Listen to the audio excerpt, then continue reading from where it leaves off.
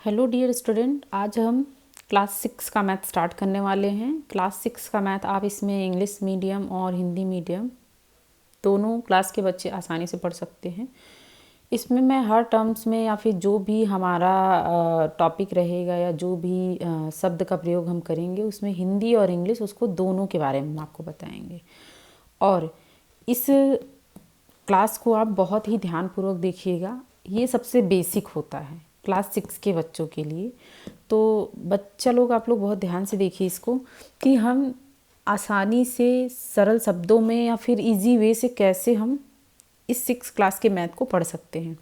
अगर आप डेली इस वीडियो को देखते हैं तो ये तो श्योर हो जाइए कि आप लोगों को बहुत ही अच्छा नॉलेज होने वाला है, क्योंकि मैं इसमें बहुत ही बारीकी से एक छोटे छोटे शब्दों को और जितने भी इसमें संख्याएं प्रयोग की गई हैं और जितने शब्द प्रयोग किए गए हैं उसके अलावा इसमें नए जितने भी टॉपिक लाए गए हैं उनके बारे में बहुत ही अच्छे से और आसानी से और सरल शब्दों में समझाऊंगी। तो कोई भी लेसन मैं स्टार्ट करने से पहले आप लोग इसमें सुन लीजिए कि कोई भी लेसन स्टार्ट करने से पहले हम क्या करेंगे, पहले उस लेसन के बारे में जानेंगे कि उस लेसन का नाम क्या है, उसके बारे में हम क्या क्या पढ़ेंगे और क्या क्या चीज़ें आएंगी। तो एक क्लास आपका हर नए लेसन के बाद एक नया इंट्रोडक्शन वाला क्लास रहेगा। तो प्लीज़ उस क्लास को आप लोग बिल्कुल मत छोड़िएगा, नहीं तो आप लोगों को आगे की क्लासेस समझने में बहुत ही ज़्यादा दिक्कत होगी। तो हम स्टार्ट करते हैं।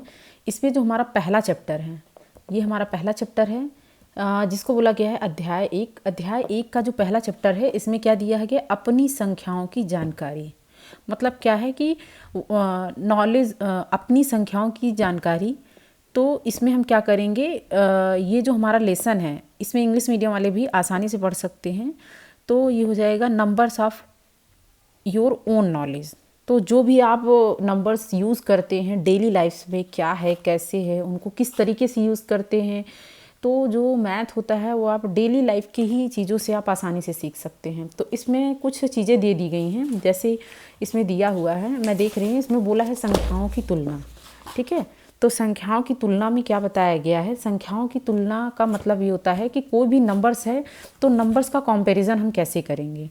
तो आप यहाँ पे देखिए, मैं आसान से शब्दों में चीज़ों को बताती हुई चलूँगी। इसमें देखिएगा दिया है संख्याओं की तुलना।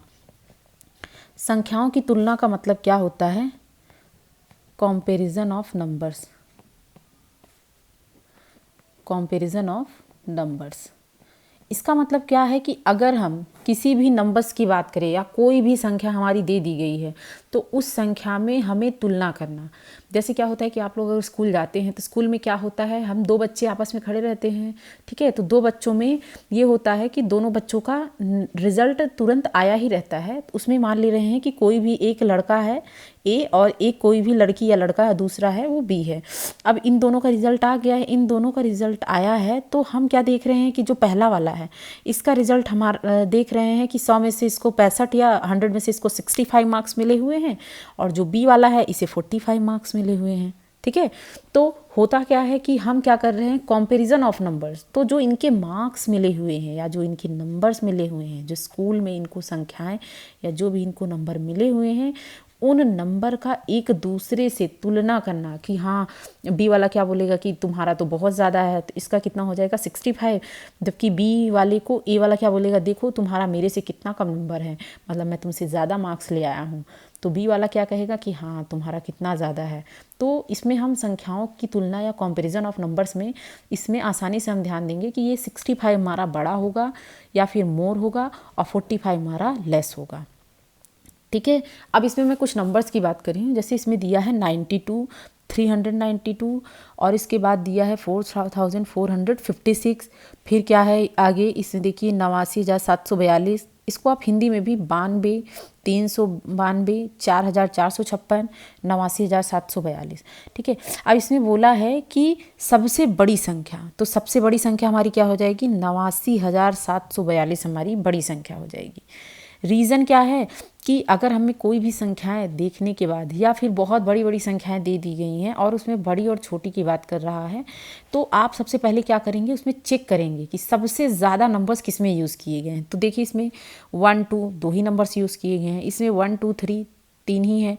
इसमें 4 नंबर्स, इसमें 2 2 4 1 5 5 नंबर्स यूज़ किए गए हैं, तो सबसे बड़ी संख्या हमारी क्या हो जाएगी, ये वाली।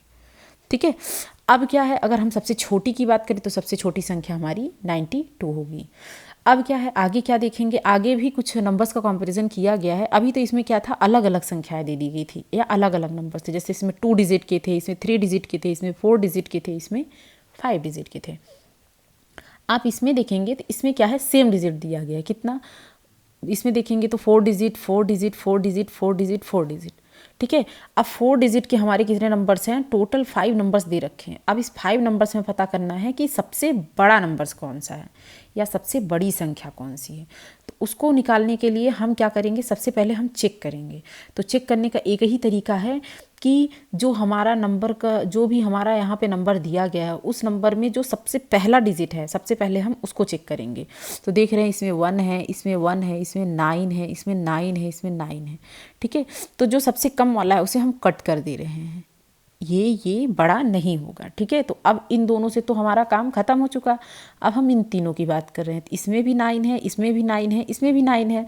तो पहले वाले में सब में 9 है, तो इन नंबर्स का जो दूसरा डिजिट है, इसका दूसरा डिजिट, इसका दूसरा डिजिट, इसका दूसरा डिजिट, हम देखेंगे कि इन तीनों में दूसरा दूसरा डिजिट कौन सा बड़ा है। तो इसमें देख रहे हैं, इसमें 2 है, इसमें 0 है, इसमें 2 है।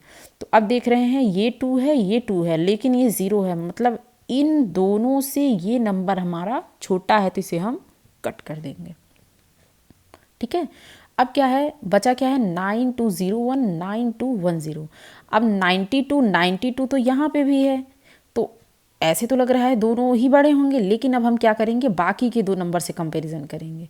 तो बाकी के दो संख्याएं क्या है, ये 01 है, ये 10 है। तो 01 को हम 1 लिखते हैं और 10 को क्या लिखते हैं, 10। तो फाइनली हमें क्या पता चला कि जो हमारा 9210 है, ये हमारा सबसे बड़ा नंबर है। ठीक है, तो सबसे बड़ी संख्या अगर हमें निकालनी है तो हम इस तरीके से आसानी से सबसे बड़ी संख्या निकाल सकते हैं। अब क्या है, इसमें क्या दिया गया है कि इसमें बोला है क्या आप तुरंत ज्ञात कर सकते हैं कि प्रत्येक पंक्ति में कौन सी संख्या सबसे बड़ी है और कौन सी संख्या सबसे छोटी है। ठीक है, तो हम प्रैक्टिस कराते हुए चल रहे हैं इसमें। तो इसमें हम सबसे पहले चेक कर रहे हैं, देखिए इसमें 3 डिजिट है, इसमें 4, इसमें 2, इसमें सबसे ज़्यादा डिजिट है। तो सबसे बड़ी संख्या क्या हो जाएगी, 59785। ठीक है, हमारा सबसे बड़ा डिजिट क्या हो जाएगा, 59785। तो हम क्या कर रहे हैं, हम इसी को जो है अंडरलाइन कर दे रहे हैं। देखिए ये 59785 हमारा सबसे बड़ा नंबर हो जाएगा। अब अगले वाले में हम देखेंगे तो अगले वाले में क्या है, देखिए इसमें 1 2 4 डिजिट है, इसमें 2 4 5 डिजिट है, इसमें 3 है, इसमें 4 है, इसमें 3 है। तो सबसे बड़ा नंबर कौन सा हो जाएगा हमारा, ये वाला सबसे बड़ा नंबर है। ठीक है, अभी हम सबसे बड़ा नंबर निकाल रहे हैं, फिर इसके बाद सबसे छोटा नंबर निकालेंगे। और इन पांचों में ध्यान से देखेंगे तो फिर हमारा ये वाला बड़ा नंबर हो जाएगा, और इसमें चेक करेंगे तो ये वाला बड़ा नंबर हो जाएगा। ठीक है, अब क्या है, अगर हम आगे का देखें तो आगे जो दिया गया है, अब बोला है कि इसमें सबसे छोटी संख्या भी ज्ञात करनी है, जो छोटा नंबर है, स्मॉल नंबर। ये तो हमारा बिग नंबर था, अब हमें स्मॉल नंबर निकालना है। स्मॉल नंबर में अगर हम इन चारों की बात करें या इन 5 में देखेंगे तो 2 डिजिट वाला ये है, तो ये हमारा स्मॉल नंबर हो जाएगा। तो इसको हम 18 से मतलब राउंड से हम डिनोट कर दे रहे हैं। इसमें आप चेक करिए तो इसमें आप देख रहे हैं ये और ये 3 डिजिट वाले हैं, बट इसमें भी 3 डिजिट है, इसमें भी 3 डिजिट है। तो हम क्या करेंगे, सबसे पहले इसका फर्स्ट डिजिट चेक करेंगे। तो फर्स्ट डिजिट में आप देखेंगे तो ये 1 है और इसमें फर्स्ट डिजिट में 3 है। तो 3 तो हमारा बड़ा होता है, तो हम 1 इस वाले डिजिट को ही लेंगे। तो ये हमारा क्या हो जाएगा, सबसे छोटा नंबर। अब इसमें वाले में देखेंगे तो इसमें 4 डिजिट है, इसमें भी 4 डिजिट है, इन दोनों को छोड़ देंगे। बाकी के ये 3 डिजिट वाले हैं, ये भी 3 डिजिट वाले हैं। ठीक है, तो हम देख रहे हैं इसका जो पहला वाला डिजिट है, इसका और इसका पहला वाला डिजिट, इसमें तो 4 आ रहा है, इसमें 1 आ रहा है, तो ये हमारा बड़ा माना जाएगा और हमारा ये वाला छोटा माना जाएगा। तो हमारा सबसे छोटा नंबर ये वाला हो जाएगा। ठीक है, अब क्या है, हमारा लास्ट वाला दिया गया है। लास्ट वाले में बड़ा तो हमें पता चल गया था, अब हम सबसे छोटा वाला चेक करेंगे।